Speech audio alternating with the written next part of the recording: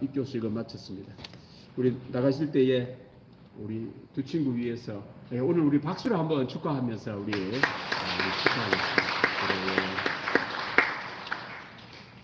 하나님의 말씀은 누가복음 1장 26절로 33절에 주시는 말씀입니다.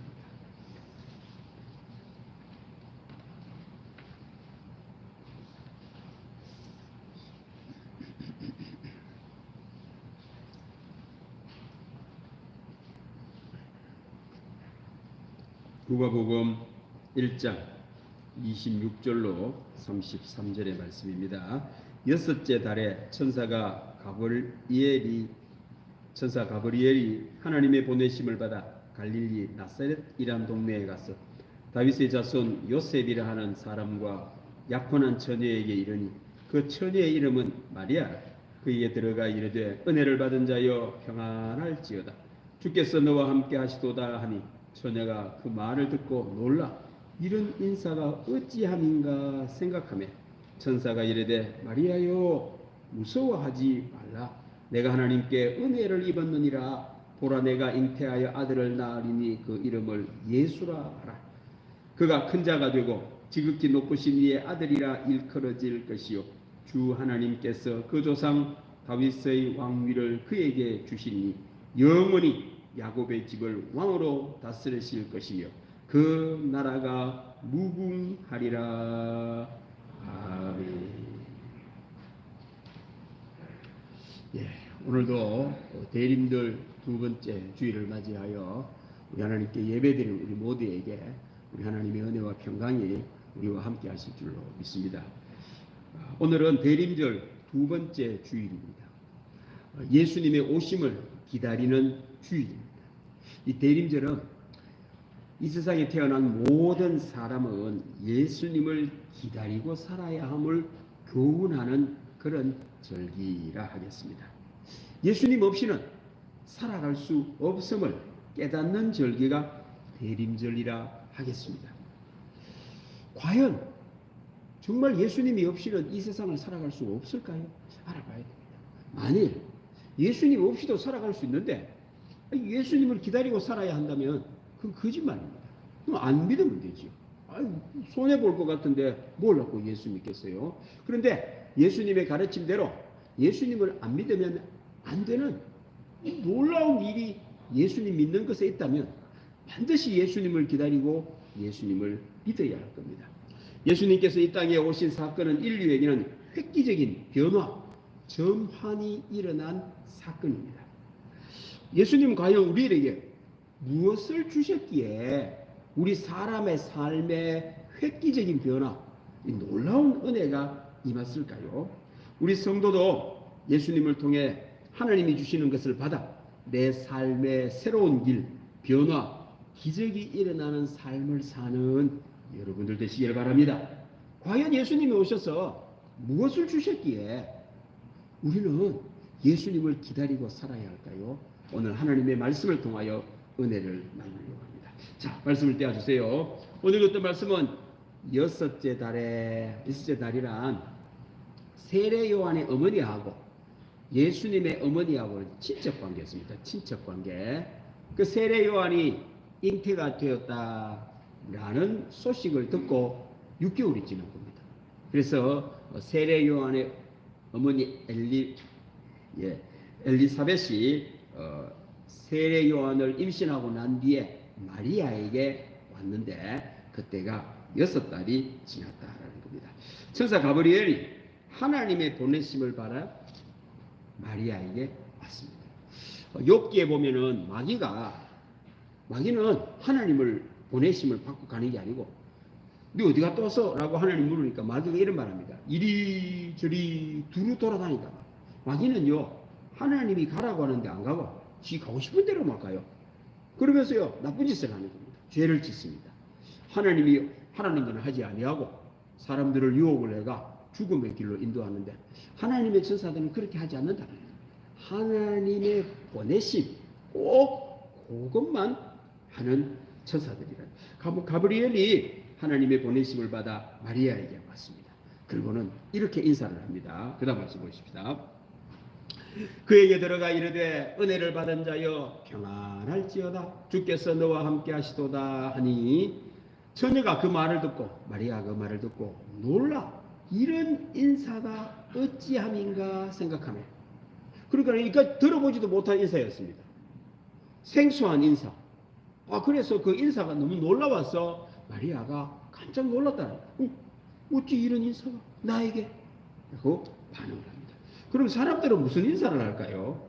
대부분의 사람들은 평안을 비는 인사를 해요. 안녕하십니까?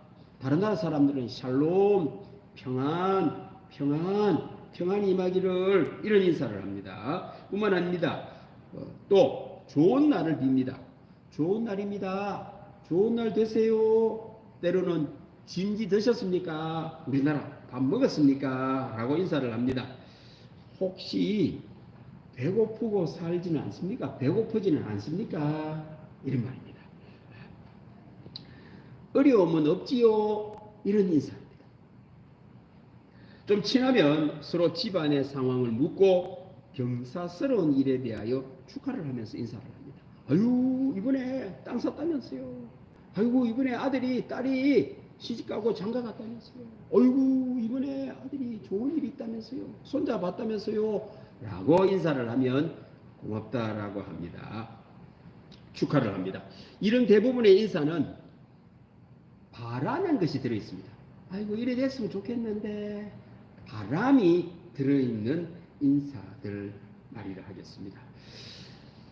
그런데 오늘 마리아에게 임한 천사는 바로 그런 평안을 비는 인사를 하는 것이 아니고 은혜를 받은 자여라는 인사말에 마리아가 놀랐던 겁니다. 너무 놀라가지고 마리아가 놀라있으니 온 천사도 좀 당황했던 거랍니다. 그래서 마리아야 놀라지 마라. 무서워하지 마라. 네가 하나님께 은혜를 입었느니라. 그래서 내가 그런 인사를 한 거야. 너에게는 은혜가 없었는데 하나님의 은혜가 왔기에 은혜를 받은 자여라고 인사를 한 거야. 너 당황하지 말고 놀라지 마라고 오늘 가브리엘 천사가 인사를 하며 대답을 해줍니다. 이 마리아는 예수님을 잉태함으로 말미암아 하나님의 은혜를 입게 되었다라는 말입니다. 여기서 받은 자, 입었다라는 표현은 없었는데 입게 되었다는 말이죠.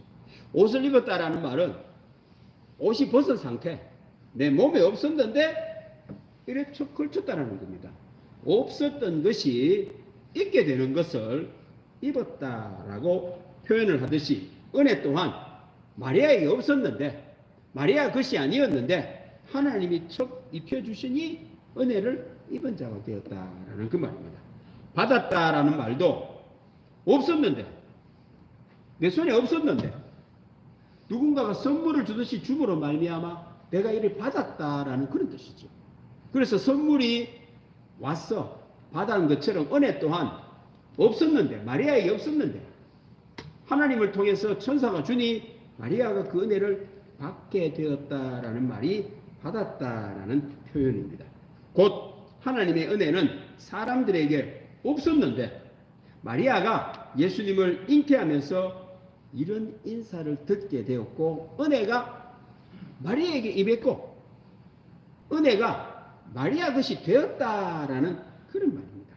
그래서 은혜가 마리아에게 임했고 은혜를 입은 자, 은혜를 받은 자라는 인사입니다.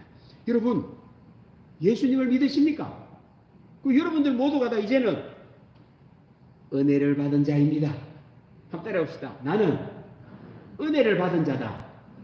이 말은 원래 은혜가 여러분 게 아닌데 내 게 아닌데 없었는데 주셔가지고 내가 받게 되었어. 아이고 이제는 은혜가 내 것이 된 은혜를 받은 자가 되었다라는 그런 말입니다. 그런데 한번 물어봐야 되겠어요. 근데 이 은혜가 그렇게 중요합니까? 세상 사람들이 돈을 바라죠. 돈 10억만 있으면 좋겠다. 돈 100억만 있으면 좋겠다. 100억 받기를 원합니다. 하나님께서 예수님이 이 땅에 오실 때는 돈을 좀 들고 와가지고 한 사람은 전부 다 돈 필요한데 100억씩 주고 10억씩 줬으면 좋겠는데 그래서 돈을 받은 자여 이렇게 인사를 하면 좋겠는데 그거는 안 하시고 은혜를 받은 자여라고 하면서 나에게는 별로 필요 없는 것처럼 보이는 이런 은혜를 받으라고 왜 하실까 궁금해합니다. 그럼 과연 은혜를 받아야 되는 걸까요? 돈이 더 중요하면 돈을 좀 주시면 좋겠는데 돈을 안 받아도 은혜를 받으면 돈 받은 것보다 더 큰 효과가 있는 것일까요? 알아봐야 됩니다, 여러분들. 만약에 이게 거짓말이라고 하는 거 받지를 마세요. 은혜를 주시겠다고 하면 아니 그거 안 받을래요, 안 받아. 그거 필요 없습니다. 왜? 득도 안 되는데 그거 내가 뭐하라고 받겠어요? 은혜를 입은 자요. 은혜 입기 싫습니다. 그거 하나님만 하시고 나 그거 때 싫다니까요. 그거 말고 다른 걸 주세요. 이렇게 하면 되죠. 알아봐야 됩니다, 여러분들. 과연 그런지 안 그런지를. 그래서 그렇다고 하면은 받아야 됩니다. 그렇지 않다 그러면 과감하게 안 받으면 됩니다. 뭐 필요도 없는데 뭘 하고 받겠습니까? 그렇습니다. 자, 과연 이 은혜가 없으면 어떻게 될까요? 은혜를 안 받으면 어떻게 돼요? 은혜를 받아야 되는데 은혜를 안 받으면 어떻게 될까요? 이 은혜는 짝을 이루는 것이 있으니 죄인 의식입니다. 부족 의식입니다. 미안 의식입니다. 은혜와 죄인 의식은 짝을 이룹니다. 무슨 말일까요? 은혜는 나에게 없었는데 값없이 주어진 것이 은혜입니다. 은혜. 때문에 은혜가 임하면 내가 생각하기를 나는 없었는데 나는 부족했는데 나는 허물이 많은데 이런 부족하다는 것을 깨닫게 됩니다. 내가 없었는데 있게 되었구나. 이렇게 부족의식을 갖고 죄인 의식을 갖고 미안한 의식을 갖습니다.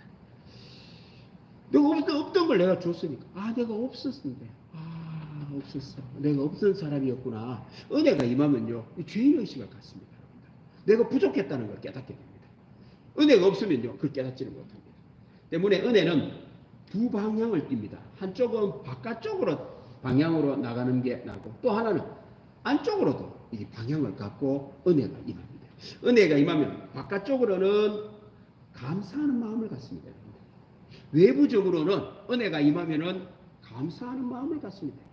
내부적으로는 내 스스로에게는 죄인의식을 갖습니다. 아이고 나는 부족했는데 내가 없었는데 나 죄인인데 이런 은혜가 임했으니 고맙습니다. 고맙습니다. 없었던 것이 왔으니 그 내 쪽으로는 부족의식, 죄인의식, 미안의식이 있고 바깥쪽으로는 감사의식을 갖는 것이 은혜라는 것입니다. 그런데 은혜가 없으면 감사가 없겠지요. 은혜가 없으면 감사가 없지요. 왜요? 외부로부터 들어오는 것이 없다고 여기는 거예요. 해준 게 뭐냐라는 거예요. 해준 게 없으니 내가 감사할 이유가 없잖아요. 은혜를 모르면 외부로부터 나에게 들어온 것이 없다라고 생각합니다. 자, 내가 힘이 있고 내 능력으로 내 공로로 이런 일이 일어났기 때문에 감사할 것이 없다라는 겁니다. 은혜가 없으면 자기 공로, 자기 힘, 자기 능력에서 찾습니다. 교만하게 됩니다. 은혜를 모르면 교만하게 된다라는 겁니다. 성경은 교만은 패망의 선봉이라고 말을 합니다. 그래서 은혜를 모르는 사람은 벌써 그 사람은요 아무리 잘해도 멸망이 준비되어 있습니다. 그 사람은 무조건 망합니다. 마지막 끝은 무조건 죽음이고요. 망하도록 되어 있습니다. 은혜를 모르면 그런 일이 벌어진다는 겁니다. 그리고는 의인의식을 갖습니다. 내가 잘해가 그랬습니까? 내 능력으로 이렇게 됐으니까 나는 의인이다라는 의식을 갖습니다. 내로남불합니다. 이런 사람은 다른 사람과의 관계 속에서 나는 잘했고 모든 잘못은 너 때문이야 라는 마음을 갖습니다. 왜요? 외부에서 들어온 게 없는데 내가 잘해가 그랬으니까 해준 게 없는데 문제가 생겼어요. 해준 것이 없는데 문제가 생겼으면 나는 잘했는데 누가 잘못했습니까? 네가 잘못한 거예요. 다 너가 잘못한 거지. 부부가 이렇게 살면 어떻게 됩니까? 무슨 문제가 생길 때마다 나는 잘했는데 네가 잘못했어 그렇다. 이 사람은 나는 잘했는데 네가 잘못했다 그래. 이 두 사람 부딪히지요. 이렇게 사는 사람은 관계가 깨어질 수밖에 없습니다. 다 지가 잘했다고 하죠. 여러분들 이렇게 살면은요, 결국에는 문제가 생겨요. 여러분들 이렇게 하다가 물컵이 어린아이가 고마하다가 깨었어요. 치우면 되잖아요. 네? 이걸 가지고 있잖아요. 네가 왜 그걸 그거 갖다 놓고 왜 애 보고 시켜가 자꾸 가만 놔두면 나중에 그 지나가다 보면 또 발 베이고, 아 그렇게 할 게 없잖아. 아이고 내가 잘못했는데 그러면 딱 치아꾸면 아무 문제가 안 되는데, 네가 잘못했으니 네가 치워라. 아니 내가 뭐 잘못했는데 네가 잘못했으니 네가 치워라. 서로 싸우다가 보면요, 또 다른 애가 걸어가다가 발을 베요. 이게 은혜가 없는 삶의 특징이라는 겁니다. 사람이 고독해집니다. 나는 잘났어, 나는 능력 있어 라고 하기에, 자랑하기에 바빠요. 그래서 사람들 만나면요, 다 자기 자랑합니다. 왜? 은혜를 모르면 이런 일이 벌어집니다. 혹시 여러분들 다른 사람 만나가 사귀다 보면 막 자랑하거든, 신경질 내지 마세요. 여러분, 신경질 내면 똑같다 이 말입니다. 그 또한 은혜를 몰라 그런 거예요. 은혜를 몰라가지고 자기 자랑을 막 하고 있으면 어떻게 해야 됩니까? 아이고 불쌍하야, 은혜를 몰라가지고 자랑은 하네. 아이고 그렇지요. 아이고 예. 이래야 맞장구를 줘줘야 됩니다. 여러분들 같이 기분 나빠하면요, 똑같은 사람 같이 은혜를 모르는다 이 말입니다. 기분 나빠하는 거예요. 잘났으면 얼마나 잘 나가겠습니까? 질투를 하고 하는 거는 같이 은혜를 모른다 이 말입니다. 자랑을 하니까, 만나면 자랑을 하니 같이, 그러니까 부담스러울 수밖에 없죠. 거리는 멀어집니다. 관계는 깨진다라는 거예요. 이게 바로 은혜를 모르는 자의 특징입니다. 또 한 가지는요, 의인 의식을 갖기에 자기는 의인, 내가 하는 건 다 옳고 다른 사람은 죄인으로 봅니다. 틀렸다가 문제가 생기면, 문제가 생겼어요. 잘했는데 왜 문제가 생깁니까? 그러니까 내가 잘못한 게 없죠. 네가 잘못했으니 불평합니다. 불평. 나는 바랐는데 네가 틀려가 이렇잖아. 원망하는 삶을 산다라는 말입니다. 은혜를 모르면 문제가 생길 때마다 원망, 불평을 하면서 책임의식이 없습니다. 내가 책임을 지겠다, 내 잘못이다, 내가 해결해야지 라고 하는 마음은 없어집니다. 다 네가 잘못해가 이렇다고 하니 해결은 안 되고 문제는 악화될 수밖에 없지요. 문제는 풀지를 못합니다. 잘못을 알아야 고치는데, 내 잘못이 없다고 하고 불평을 하니 문제가 있는 그대로 놔둔 상태에서 계속 가니 아주 위험한 삶을 살 수밖에 없습니다. 여러분, 우리나라 사회를 보면은 참 안타까워요. 은혜를 몰라요. 그러니 원망이 많습니다. 불평이 많아요. 그런 사람은요, 나중에 똑같은 일이 벌어집니다. 왜? 고치지 않으니까요. 같은 일이 일어나가 내가 잘못했다면 고쳐주면 다시는 그런 일이 일어나지 않는데, 내가 잘못하지 않았는 일인데 이런 일이 일어나서 네가 잘못했다고 불평을 하니 그때는 어떻게 해서 해결합니다. 그래서 우리나라에는 문제가 생길 때마다 희생양을 하나 둡니다. 여러분들. 이번에도 이태원 참사가 일어나니 누가 잘못했습니까? 아무도 잘못한 사람이 없다고 하니까 경찰청장을 고발을 하고, 그도 안 되니 용산구청장을 고발을 합니다. 결국 무죄가 됩니다. 여러분. 지금은 사람들이 여론에 들것이니까 한 사람을 희생양을 해야 되니 아마 검사가 그런 말을 할 거예요. 지금 이걸 마무리할 수 있는 것은 일단 당신이 책임지고 그 다음에 무죄로 할 테니까, 그 다음에 이 모든 것을 재판을 벌일 때마다 무고한 사람 데리고 재판하면 돈이 나옵니다. 하루에 얼마 일당씩 나옵니다. 그러고는 보상을 해줄 테니까 일단 그래 넘어가자고, 그렇게 해결해 갑니다. 여러분요. 그리고 나중에 이제 한 3년 끌고 나면 사람들은 잊었지요. 무죄로 다 나옵니다. 왜? 그 사람 책임이 아니니까. 왜? 경찰 책임이 아닙니까? 그 아무 관계가 없는 일이니까요. 그런데 불평을 하니까 희생양을 두는 거예요. 그러면요, 다음에 똑같은 일입니다. 내가 잘못해가 고치면 될 일을 고치지를 않으니 이런 일이 되니 위험한 인물이 된다라는 겁니다. 많이 가졌습니다. 많이 벌었습니다. 얼마 못 갑니다. 여러분. 왜? 내가 옳다고 여기기 때문에 자기가 하는 것을 다 옳아요. 마음대로 투자를 하다 보면은 다른 사람 말을 안 들어요. 결국에는 잃어버립니다. 낭비를 합니다. 써버립니다. 있는 것도 관리가 안 되고 유지가 안 되고 결국에는 다 없어지고 비참한 인생이 됩니다. 지금 세상이 왜 이럴까요? 어려울까요? 은혜가 없기 때문입니다. 은혜를 벗어버리고 벌거벗고 사니 춥고 외롭고 비참한 인생이 된다라는 겁니다. 그런데 예수님께서 오셨어요. 은혜가 임했던 겁니다. 마리아가 예수님을 잉태를 했더니만 천사가 와서 하는 말이 은혜를 받은 자야. 예수님을 믿으십니까? 여러분들은 은혜를 받은 자입니다. 은혜가 임한 자입니다. 여러분들. 놀라운 역사가 일어난 겁니다. 기적의 역사가 일어나는 겁니다. 은혜를 받은 자로 살아야 됩니다. 은혜를 입고 살아야 됩니다. 예수님은 은혜의 주님으로 이 땅에 오신 겁니다. 그래서 요한복음에는 예수님의 탄생을 이렇게 우리에게 알려줍니다. 자, 그 다음 말씀 보십시다. 보라, 내가 아들을 낳으니 그 이름을 요거는 이제 그 다음에 나오는 말씀입니다. 예수님께서 이제 태어나셨지요. 태어나심이 은혜가 임한 사건임을 알려주는 겁니다. 고지하는 겁니다. 그 이름을 예수로 하라. 그가 큰 자가 되고 지극히 높으신 이 아들이 이끌어질 것이요 주 하나님께서 그 조상 다윗의 왕위를 그에게 주시리니 영원히 야곱의 집을 왕으로 다스릴 것이며 그 나라가 무궁하니라. 예수님은 은혜의 주님, 예수님을 잉태했던 마리아에게 은혜가 임했듯이 지금도 예수님을 믿는 사람에게는 은혜가 임한다는 겁니다. 자, 그 다음 말씀 보십시다. 그래서 그 예수님에 대하여 요한복음이 이렇게 표현합니다. 말씀이 육신이 되어 우리 가운데 거하심 우리가 그의 영광을 보니 아버지의 독생자의 영광이요 은혜와 진리가 충만하더라.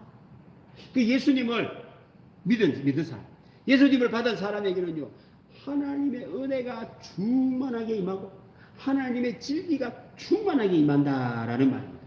그런데 예수님을 거절을 하면 하나님의 은혜가 없어져요. 은혜 없는 사람. 그 다음에 진리가 없는 삶을 삽니다. 지금 우리나라가 심각한 위기에 처해 있습니다. 여러분들. 우리나라 대학교마다 철학과가 사라지고 있다고 합니다. 철학은 진리를 찾는 학문입니다. 그 교회에 와서 이렇게 예수님을 믿으면 예수님이 진리입니다. 그걸 받아들이지 않으니 지금도 사람들은 진리를 찾고 있는 거죠. 진리 찾는. 근데 우리나라 철학과가 없어요. 그 말은 진리를 안 찾겠다는 말이에요. 이러면 사람이요 사람으로 살지 않겠다라는 그런 말입니다. 외국의 학교들은요 철학과가 잘 됩니다. 여러분들. 인문학에 대한 관심이 있기 때문에 잘 돼요.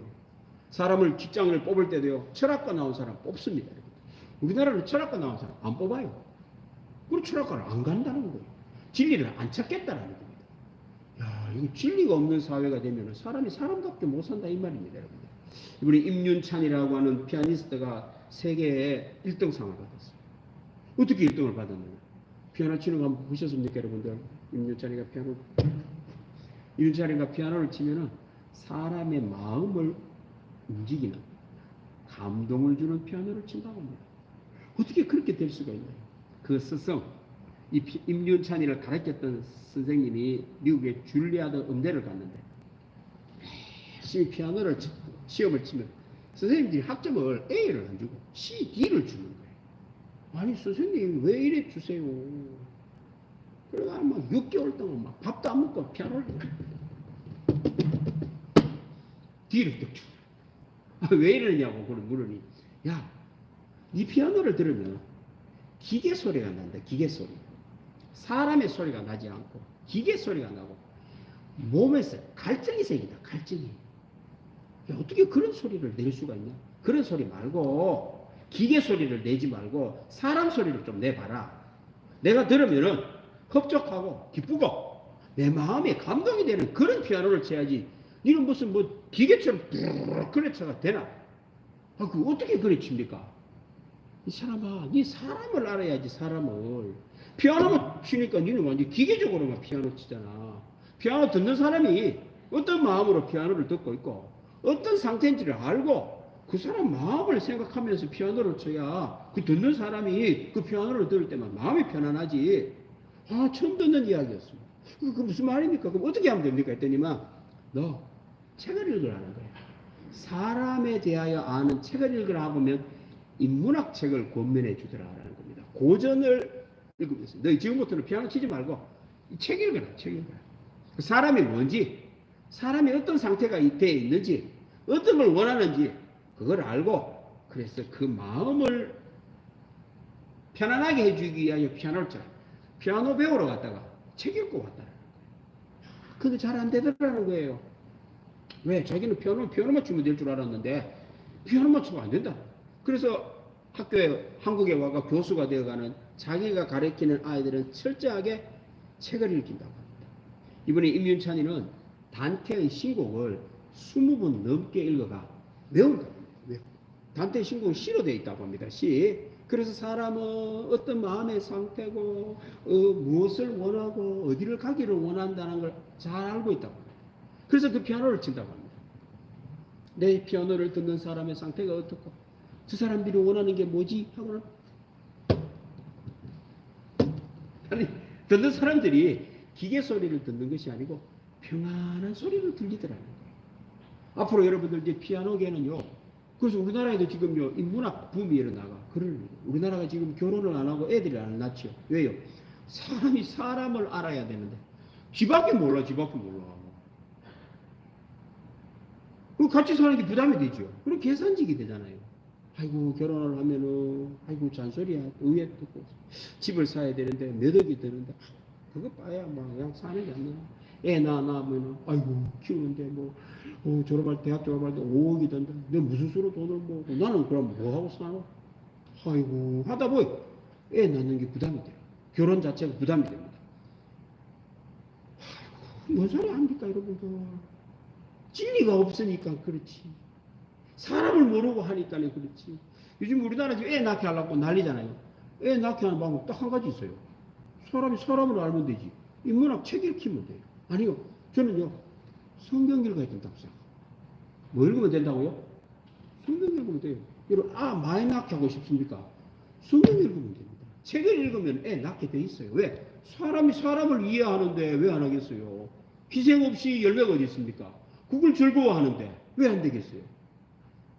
지금 우리나라가 정책을 바꿔야 돼요. 뭐 애 낳으면 돈 준다고 애 더 안 나요. 지금 코로나 나가지고 더 떨어져가지고 지금. 예. 두 사람이 결혼해가 0.8 밑으로 내려갔습니다.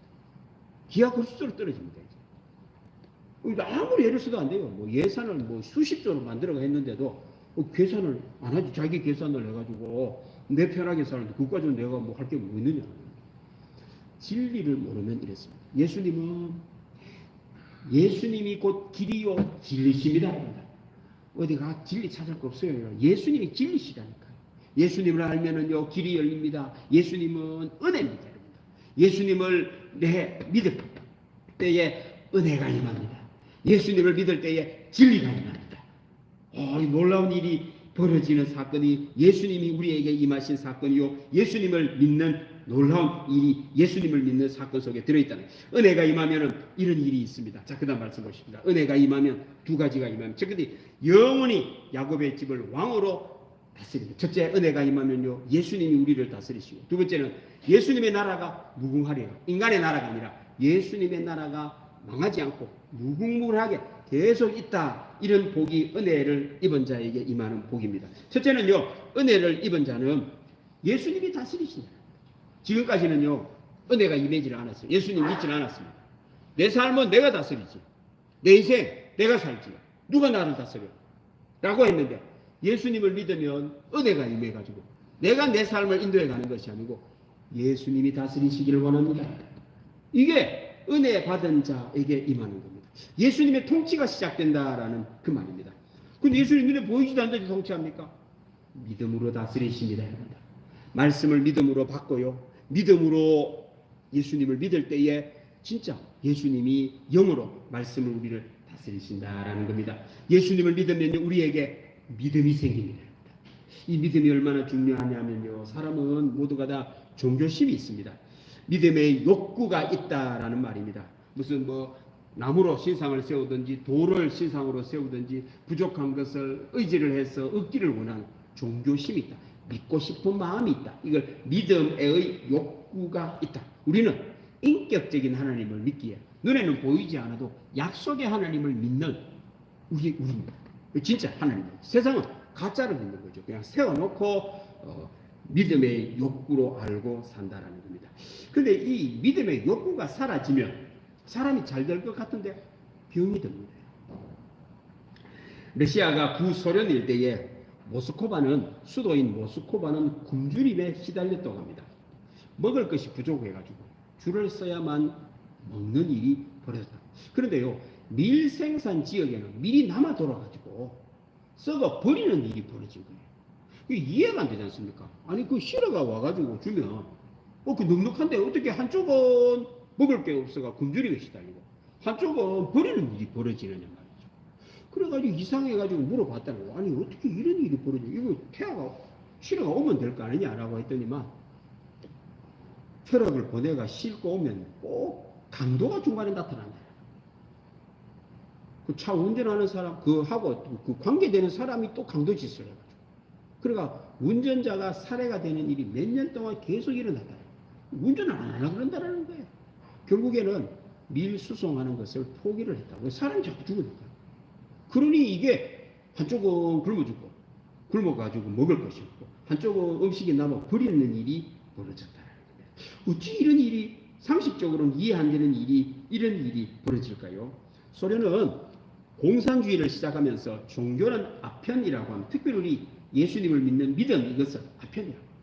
그걸 믿고 사니 저항의식을 못하게 해가지고는 이게 아편이라고. 특별히 기독교를 더 아편이라고 했습니다. 그래서요, 믿음의 욕구를 차단해 버렸습니다. 믿음의 욕구를 차단해 버리면 잘 될 줄 알았는데 양심이 마비가 되더라라는 겁니다. 정상적인 감정이 상실이 돼요. 비정상적인 감정을 갖게 되더라라는 겁니다. 그리고는요, 이웃의 아픔을 돌보지 않을 뿐 아니라 자신의 아픔도 돌보지를 못하더라. 자기가 아픈 줄을 모른다는 거죠. 여러분들, 마약을 하는 사람이 그런 특징을 갖고 있습니다. 마약을 하면 몸이 아파가지고는 안 되는 걸 알면서 또 합니다. 본인이 자기가 아픈 걸 모르니까 이런 일이 벌어지죠. 자기가 자기를 죽이는데도 몰라요. 계속 하는 거죠. 이 믿음의 욕구를 차단을 하면 바로 이런 일이 벌어집니다. 다른 사람의 아픔을 돌보지도 않을 뿐더러 자기 자신의 아픔도 돌보지를 못하게 된다. 극도의 이기적인 욕망 충족의 사람이 되고 결국은요, 망하게 되어 있다는 거예요. 믿음의 욕구를 차단을 하면 병이 들고 망한다라는 겁니다. 반면에 믿음의 욕구를 충족시켜주면요, 치유의 역사가 일어납니다. 칼 융이라고 하는 심리학자이면서 정신과 의사 선생님은 35세 이상 된 정신적인 분열을 갖고 있는 환자들만 돌봤다고 합니다. 53년을 치료하면서 대부분의 환자에게 믿음의 욕구가 굶주려서 병이 났다는 것을 발견하게 됩니다. 그는 이 영적 욕구를 약물로 치료를 해봤더니만 치료는 되는데 6개월이 되면은 재발한다. 정신 이상한 정신적인 장애를 갖고 있는 분, 또는 성격 파탄자, 히스테리 병자, 약물을 치료를 하면은 꼭 치료는 되는데 6개월이 되면은 재발을. 뿐만 아니고요, 또 그래 내가 약물 치료를 하면요, 그 다음에는 내성이 생기고 5개월 만에 재발을 하고, 또 지나면 4개월이 재발하고 1개월 만에 재발. 뭐 재발, 아프고 재발. 치료가 재발을. 그런데요, 믿음의 욕구, 신앙적인 욕구를 충족시켜 주었더니만 한 사람도 재발하는 사람이 없더라는 거예요. BBC와 방송 인터뷰를 하는데 칼 융은 자기 경험담을 이야기를 했습니다. 신앙적인 방법으로 하면은 치유가 된다는 거예요. 예수님은 우리들에게 믿음을 주시는 분입니다. 믿음의 욕구를 우리 예수님만큼 주시는 분이었습니다. 스카모니가 그런 말 안 합니다. 믿음에 대한 말 안 합니다. 공자 선생님이 믿음 말 안 합니다. 이슬람도 그런 말 안 합니다. 누구만? 예수님만 우리들에게 믿음으로 구원받는다고 합니다. 믿음의 욕구를 우리들에게 충족시켜 주시는 분이 예수님이시기 때문에 바렇습니다. 예수님이 우리를 다스립니다. 치유가 일어납니다. 기적이 일어납니다. 역사가 일어납니다. 예수님을 믿어 이제는 예수님이 다스리는 삶을 사는 여러분들 되기를 바랍니다. 두 번째는 그 나라가 무궁합니다. 예수님의 나라는 망하지 않는다. 무너뜨릴 것은 세상에 없다라는 말입니다. 반면에 예수님이 없는 인간의 나라, 사람이 집을 세우고 사람이 가정을 꾸리고 사람이 자녀를 키우고 사람이 국가를 세우는 이 나라는 무너진다는 거예요. 무궁하지가 않다는 거예요. 때가 되면 다 무너지는 집이라는 겁니다. 왜 이럴까요?